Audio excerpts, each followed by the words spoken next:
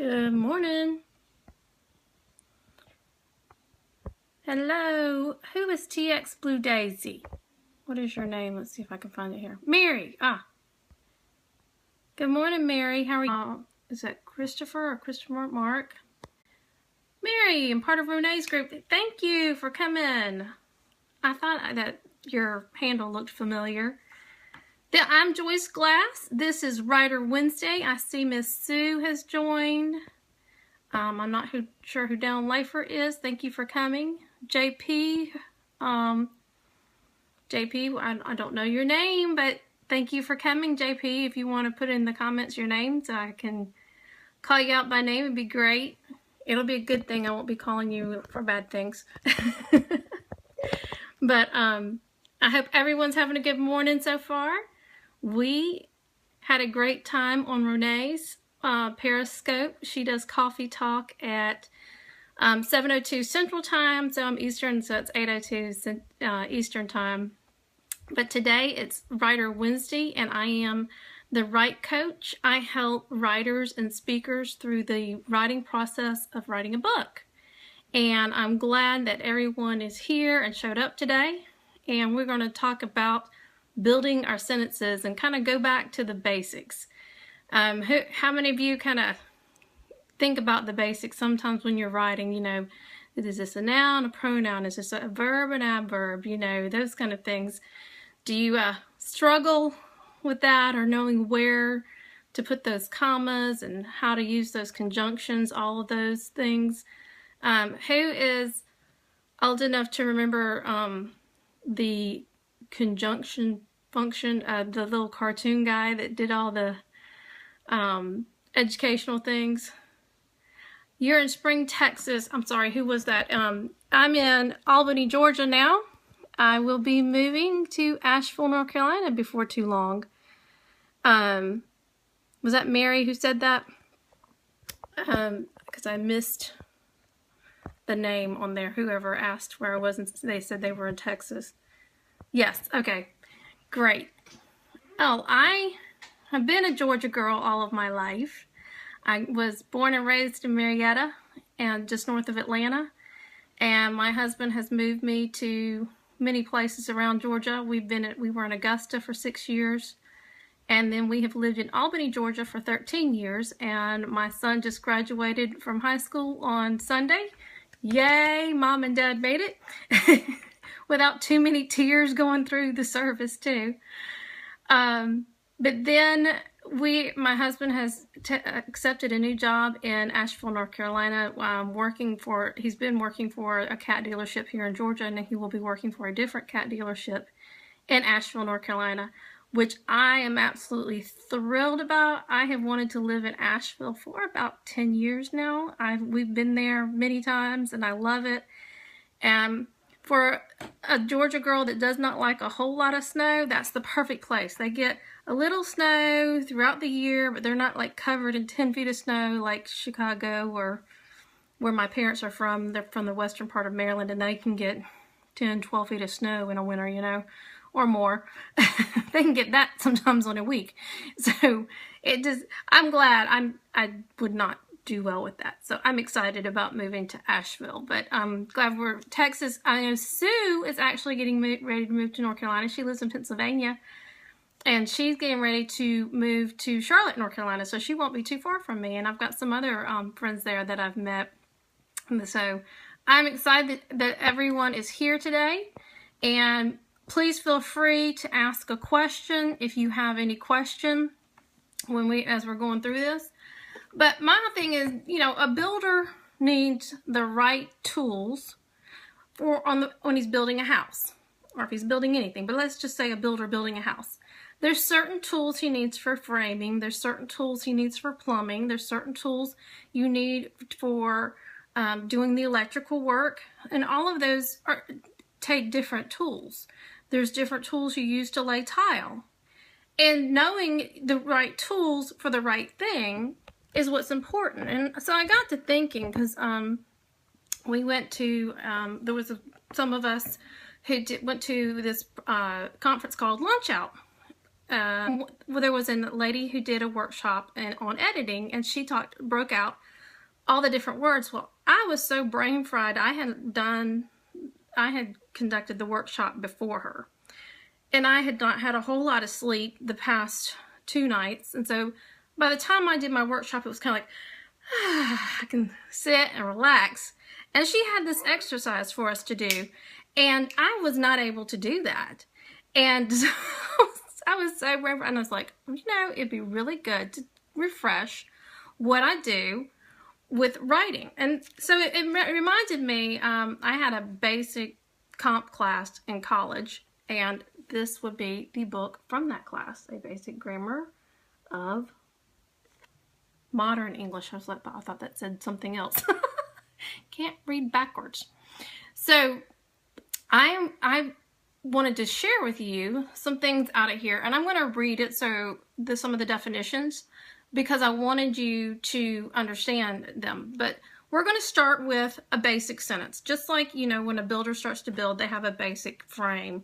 There's certain things you need to do to frame the house. Well, there's certain things you need to do to frame a sentence. And so we have our basics. So here's our basic sentence. We're going to use Sue. Sue is with us. Well, Sue is with us. Okay, that's 4 words there. Sue is, can anybody know what part of speech Sue is? Is it a noun or a pronoun? I'll give y'all a quiz here, and y'all have to answer. Noun, very good, Sue. Ding, ding, ding. So we have the noun being is a person, place, or thing, but it also had in here, let me get to the right page, abstract quality is the other thing. You always hear person, place, or thing. I remember that. But abstract quality is not something that you think about. And so, sorry, I've got a hair tickling me there. But the noun, the abstract quality, this is what it gives for an example here. Gluttony is a vice. So gluttony is an abstract quality. That is something that we can be. We can be gluttonous, I guess would be the correct word. We can partake of being in gluttony, right? Not sure I'm saying that right, but hey, you get what I mean. So gluttony is a vice. Gluttony is being the abstract quality. So there's something to think about, that when you're thinking noun is person, place, or thing, very easy, and abstract quality. The other thing, it can be the name of things, like the paper blew out the window is an example here. The paper is the noun because it's the thing that's in the sentence. Name of places. Chicago is a large city. Yes, it is. So Chicago is the noun. All right, so the next one is. So what is? Who can tell me what part of speech is? Yeah, in this sentence. Sue is with us. Is what part of speech? Anybody remember? I'm trying to give you a second to type there. Adverb. Verb. Very good. Sue's with it. Verb. It's an expression of action, expresses action, being, or state of being. So is meaning Sue is on the Periscope with us. She is here on the Periscope with us. That would be a state of being, or you could call it an action, because we're on a Periscope and you had to take action to get on here. So that could be technically an action too, other than just a state of being. So here's some more. The tiger ran through the trees. Ran is an action. We are your admirers. That's being. That's kind of like is. Are, is, all of those. And then water covered the floor is a state of being. The water covering the floor. Covered is the state of being. That's where it's at. It's not in motion. It's not doing anything but sitting there. And it's covering the floor. So, and then there's different kinds of, hold on, the wrong thing. Well, yeah, there's different kinds of verbs too, but, That wasn't one of them. Okay. So the next thing is, so Sue is with us. What is with? With. Does anybody know what with is? Is it an adverb, an adjective, a preposition? Am I making y'all think too hard? Have you had your coffee? I hope you had your coffee, or in my case, it's tea sweetened with stevia. Preposition. All right. Sue is going to get the gold stars today for answering all the questions correctly. So, thank you, Sue. Yes, with is a preposition, and a preposition is a word that shows a relationship between its object and another word in the sentence. Although this definition is vague, no better one has been provided. Most people learn to recognize prepositions by examining the sentences in which they occur. A preposition introduces a prepositional phrase.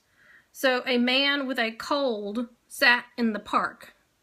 So, with a cold and in the park are prepositional phrases, and with and in are the prepositions. Someone at the dance stepped on my foot. At the dance and on my foot are prepositional phrases, and you want to use these. Using prepositional phrases obviously will make your sentences make more sense, and it's a good sentence structure. So in the little sentence that our basic sentence we've been doing is Michael is with us. Michael being the noun, which is the person, place, or thing. Is our verb, that's our being or state of being.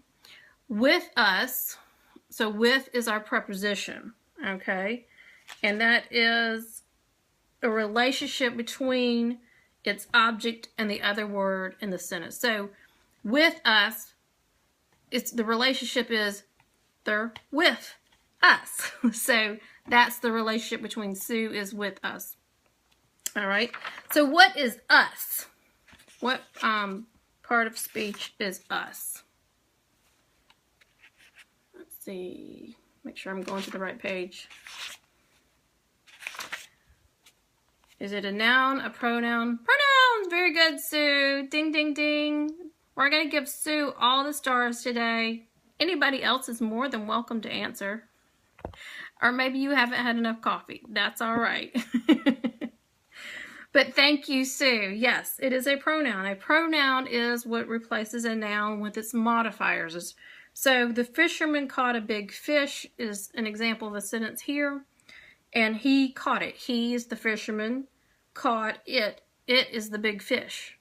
So you can replace a noun with a pronoun because you don't want to keep saying, Sue said to Jill, and Jill talked to Sue. You would say Jill talked with her. You wouldn't keep saying her name. Still getting your coffee on. Get it going. You need to get it strong because I know this is probably some deep thinking for 9 o'clock, well, almost 9:30 in the morning. So the pronouns, but now remember there's different kinds of pronouns. There's personal pronouns, and that's one of the ones we were just talking about. I, you, he, she, it, we, they, my, mine, your, yours, his, hers, so forth, so on. You get my point. Then there's demonstrative pronouns, and we use these a lot. This, that, these, those. That is larger than these are. Now, if you've been watching my Periscopes, or you can go back and look on YouTube, I've got them all under the right coach. They're all on a playlist, so if you want to see them, you can see the rest of them. That, remember, is a word that I say is not that necessary. Usually there is a better word to put there than that. Because usually when we say that a lot in speech when we're talking with each other, and it's a filler. Well, that would be good. Well, we're talking to each other. We know what that is. But when you're writing, for your writing to be stronger, you don't want to put a lot of that's in there unless very rarely is that ever that necessary. And so that's my line on that. That is not that necessary. And go look at it. A lot of times that can be taken out of this sentence. I was working with someone yesterday, and she had a couple of those in there. I'm pulling up what we were working on because I wanted to show you or tell you. what we were working on, and she had that in there, and so I had her take it out. If I can find it. Like here, having free will that gives us liberty to choose. You don't need that in there. Having free will gives us liberty to choose. And there's more to the sentence, but I'm just giving you that part of the sentence. It makes it stronger because you don't need that in there. So she had having free will that gives us. Is it one of those type of pronouns? No, it is a personal pronoun. It's personal. Demonstrative is this, that, these, and those, when no noun follows. And then there's, sorry, let me finish the that thing. So having free will that gives us liberty to choose, you see that is not necessary. Because you can say it and it just sounds better, less wordy. Having free will gives us liberty to choose. You see how that's stronger? That's why knowing good sentence structure, knowing your framework, knowing why and what, that to me, I became a stronger writer after going through this class because I understood better what each of these words were for and how they're more powerful. And when you understand better what they're for, then it's good to know that. It's good because you can deconstruct. It's one of those things, once you know the rules, then you know how you can break the rules. And this is knowing the rules. And if I'm sure you can find just a basic book like this at the bookstore or online. I'm sure on Amazon. What I liked about this one is you can see it's not a very thick book. And it's just very practical. Bam, here's this is, bam, here's that. And what I'm looking at is actually an appendix section that is kind of a review of the whole entire book. So if you need some kind of refresher, obviously, or you can just Google. If you're not sure, Google adverbs or parts of speech, and you will be able to find them. But then there's indefinite pronouns, which is every, any, some, no, added with body, one, thing. So everybody, everyone, everything, or anybody, anyone, anything, somebody, someone, something, nobody, no one, nothing. So these are called indefinite pronouns. All these except no one are spelled as single words. Yeah, no one is not a single word, it's two words, but the rest of them are spelled as a word. Among some of the other indefinite pronouns are all, any, some, much, both, either, neither.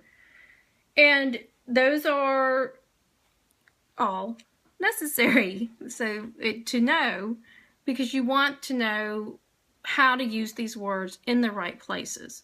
Because as I was helping my client yesterday with some editing, there was some basic things. Is y'all's Periscope blinking? Mine is blinking every now and then, like it goes black and then comes back. Internet or my phone or what? And then there's reflexive and intensive, which is myself, yourself, herself, himself, itself. So obviously reflexive is, it's reflecting back to us, myself, yourself, herself, or intensive, ourselves, yourselves, themselves. All right. And there's interrogative, who, what, which, whose, whoever, whatever, when they ask questions. Who are you? Do you know what that is? And then there's relative, that, who, whom, whose, when you use them to introduce adjective clauses. All right. So those words are pronouns. Pronouns are things that replace a noun, because like we said, we won't want to say, Sue said to Jill, today's a great day. Sue also said to Jill, you wouldn't keep talking like that or writing like that. You would say she or he using that, pronoun in place of it. And that's where you also want to be careful. This is another thing I wanted to mention about pronouns, because this was another thing that I have done this a lot, and I always have to check and make sure, especially my first manuscript, I struggled with this. You want your pronouns to agree in a paragraph. So if you start off saying, you are great people and you can do great things, and then you switch to, in our lives, we can do great things. In this country, as a group, we are great. You see what I did? We changed from you and your to our and ours. And you want to keep it, you want to either keep it you, because you want to keep it first person, going to them. And typically, I mean, depending upon what you're writing, typically you want to be talking to them in first person, not third person, because it makes it more personal. And especially like the client I'm helping now, she's writing a nonfiction book to inspire people in their faith. That is something you want to be personable. So you want to use you and your and yours because you want them to think about it in the sense of them. If you keep saying our and ours and them, because, and this is what she's saying, she's also a pastor, and they're told as pastors not to do that, to make people not feel like they're singled out as they're preaching. When you say you and yours, they'll say our and ours and we, that kind of thing. And as a collective, you know, all of us have this problem kind of thing, not so people don't feel like, oh my goodness, she's talking to me or he's talking to me. But when writing a book, especially something to inspire people, you want it to be to them. Now, if you're like Sue, I know, wants to write a book about her story. So she's going to be talking about her story and then how it may be relating to others and how she can help others through her story.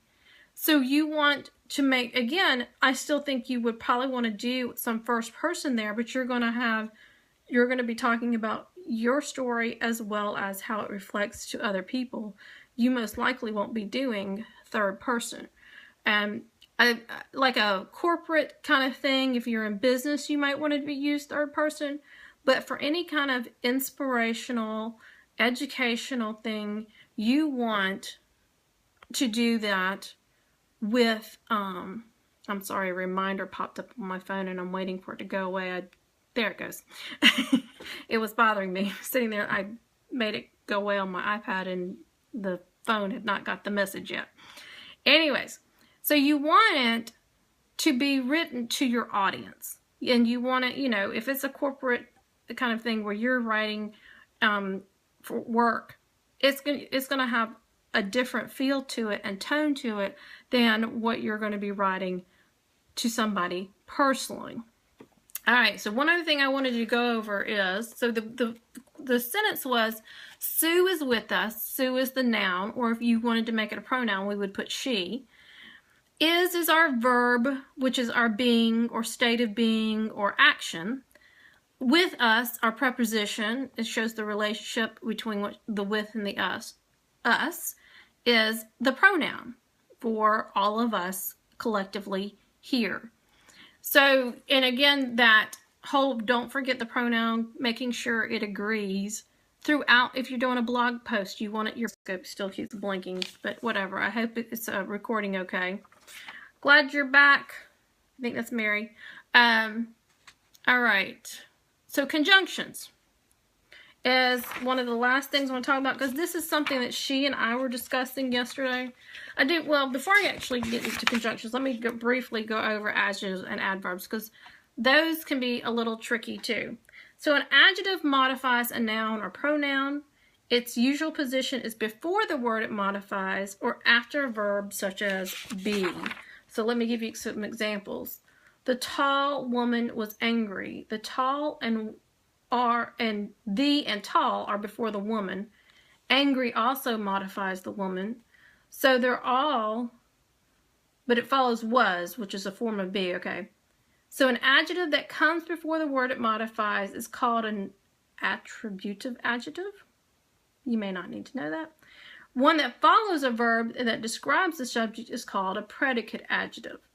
Okay, so there's different kinds of adjectives. I suggest you go look that up, but I just wanted you to remember an adjective modifies a noun or pronoun. An adverb, it gives it away a little bit in the name, modifies a verb, or an adjective, or another adverb, or an entire sentence. So The door slammed loudly modifies the verb slam because it tells you how was that door slammed. It was slammed loudly. That's how I remember to define things in sentences is, okay, who or what was slammed? The door was slammed. Well, how was it slammed? It was slammed loudly. So that tells you how it's a verb. A rather ugly dog has been following me. Modifies the adjective ugly. So a rather ugly, so that describes how ugly, he's rather ugly, has been following me. She ate very slowly, modifies the adverb slowly, so very slowly. You don't want to use very a whole lot. You like these sentences? So, certainly I'm going with you modifies the entire sentence. Certainly, I am going with you. It's like, certainly, why would I not, right? Yes, you love my sentences here. This, here I give my age away, book is about 20, well, probably about 26 years, because this was probably before I got married, old. So, I'm sure there's some funny sentences in here. But anyways, with an adverb, it modifies a verb, an adjective, and another adverb or entire sentence. And we can go over those more another day. Seriously is popular. Yes. All right. And that's another adverb. Thank you. Conjunction. Now, this is where my client and I were discussing yesterday because she was having struggles with commas, knowing where to put them. And I have gone from putting too many commas to sometimes having a phobia of not putting commas at all. But once I look over it, and this, of course, is why it's important to always have an editor look over your work, because there's little things like that you're just not going to get every time.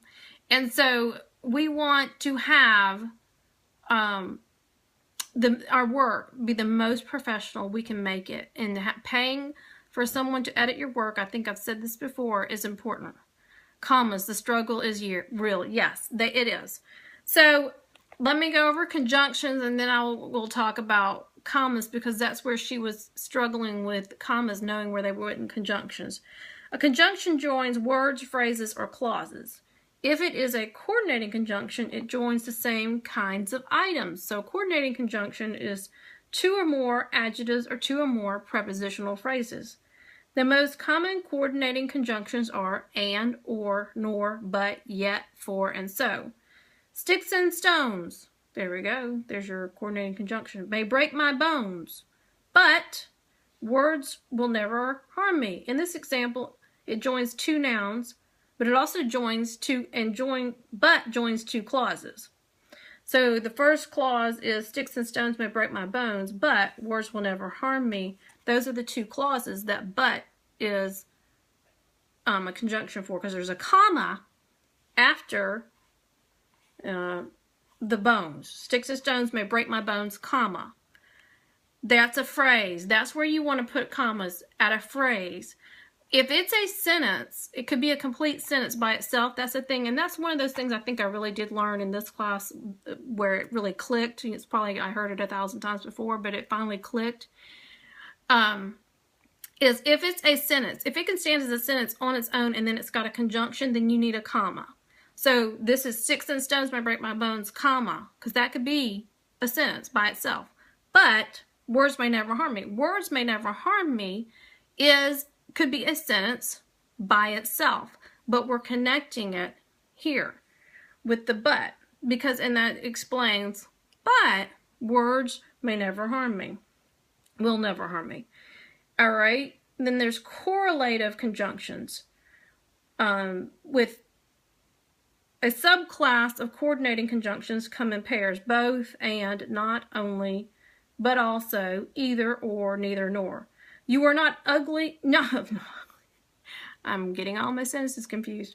You are not only intelligent, but also polite, all right? So not only, but is what they're talking about here. And in that, there's no commas. You are not only intelligent, but also polite, because also polite is not a complete sentence. I guess it could be also polite, but No, not really, because there's no verb. I mean, you have to have what? A noun and a verb to make a complete sentence. Right? Comp 101. I learned something, Mom. Aren't you glad? But you are not only intelligent, but also polite. So here's the other thing. So if that, where that conjunction is not a complete sentence, but it's a pair of something, and I'm sure it gets into here, like, well, it doesn't have it here, but this is an example I'll use. If there's a pair of something that goes together, like she's drinking rum and Coke, you do not need a comma after rum, because rum and Coke go together. That's a and, rum and Coke. It's all goes together, and it's not a complete sentence. So does that help with the comma situation? Help you understand? Commas are pauses, like, also, we're going to talk about, yes, yeah, good, Sue. Also, comma, we're going to talk about structure sentences today. There's where you would put a comma, because you notice it's a pause. Typically, if it's where a natural breathing pause would be when you speak, typically that's where a comma would go, because it's showing that pause. Also, comma, we're going to talk about structure sentences today. Now then, if she's drinking rum and Coke does not need a comma, because they go together, and Coke is not a complete sentence. But if you have the two complete sentences like we had here, the sticks and stones may break my bones, comma, but words may never harm me, words will never harm me. Words will never harm me is a complete sentence, and sticks and stones may break my bones is a complete sentence. And they could sit separately if you wanted them to. But you join them with the comma and the but. And you need a comma to express this is one thought, but this is another thought. So hopefully that makes sense with the comma realm, because you can get confused. But remember, the two sentences need a comma. Just like she's going to the store, comma, and she's going to go out dancing tonight. Okay, those are two different sentences that I just joined with an and. But they could sit alone. So if they could sit alone, then they need a comma and a conjunction to bring them together. But if it's a pair, you know, she's going dancing with her friends and family, you know, to celebrate her birthday. Friends and family, you don't need a comma, because they're together. Friends and family is not a complete sentence by itself.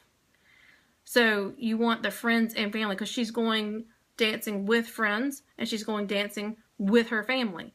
So there's with the other word that if the two could finish up the first part of the sentence, then you kind of know they're a pair. So hopefully that helps out. This went longer today than I thought, but hope you enjoyed, and I appreciate you staying.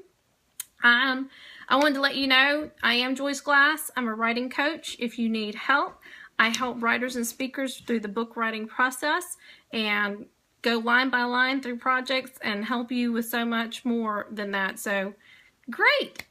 And I'm glad you were here. And then also, if you have not joined me yet, I have the Writers Network on Facebook. It's called the Writers Network for bloggers, speakers, and writers. If you can't find it, let me know. But usually if you put it in the search box and ask to join, I can let you in. And that way you can have access to our group. We have a networking group where we can help support each other. If you need a graphic designer, you need an editor, you need somebody to help self-publish your book, you need help coaching. Yes, Sue is in there. It's a great place. Thank you for speaking up, Sue. And I post a lot of helpful articles and little tips each week about writing. And of course, then I post this Periscope too. So I hope you found this helpful. And even though it was a little longer today, I hope you had a little fun with my funny sentences, Sue and Mary and everyone that was here. And thank you for being here. And I look forward to next week. I don't know what I have on the agenda for next week, but I'll post it out there soon and let you know. And if you want to catch the replay, to write down any of these things that we were talking about to help you remember, the replay will be on here, because I did do the hashtag save. If you do hashtag save now on Periscope, you can find me and then look under and it'll say broadcast, and it'll pull up all my broadcasts, and the ones that I've remembered to put hashtag save, because I don't remember it every time, will still be there even after 24 hours. But I also do post them on YouTube. If you just look up The Right Coach, and you'll find I have a whole playlist, and I am going to post that in the group today too. I have the whole playlist of every Periscope that I've done. So, but this one I will need to, I've got to edit it a little bit, and then I'll save it to YouTube. So that takes a little bit of time. But I hope everyone has a great day, and I appreciate you being here. And our little Comp 101 class today was a lot of fun, and it's always good to refresh. So thank you, and y'all have a wonderful evening or day. And I don't know how you did the little camera thing. That was cute. Who did that? Because usually when you touch, it does hearts. You did a camera, so whoever did that. All right, thanks, and have a great day. Let me see if I can get this to stop now. All right, again, bye.